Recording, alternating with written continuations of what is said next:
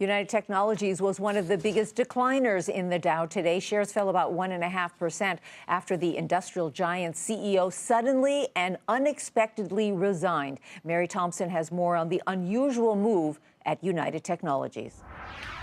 The announcement from United Technologies, void of the sugarcoating that typically accompanies a CEO's departure. Louis Chenevert, CEO since 2008, retiring immediately and being succeeded by his CFO, Greg Hayes.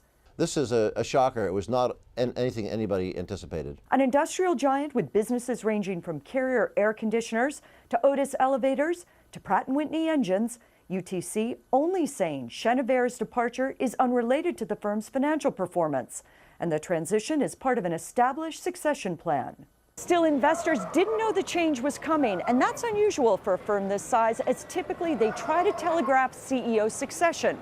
With nothing else to go by, Yale's Jeffrey Sonnenfeld said investors are right to question whether it was personal, personnel, or strategic issues that were behind the departure.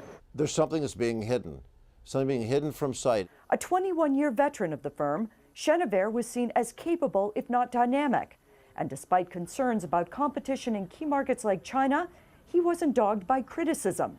Now his successor is left to respond to unanswered questions at the firm's annual Investor Day next month. For Nightly Business Report, I'm Mary Thompson in New York. And some facts now about United Technologies, if you're not so familiar with the company. UTX shares are up more than 50% since Chenevert took over as chief executive back in '08. Its dividend yield just 2%. That puts it in the bottom third of Dow components. And institutions hold more than 83% of those shares. BlackRock, Vanguard, State Street Global Advisors, big indexers, big ETF companies, they own the biggest chunks of UTX.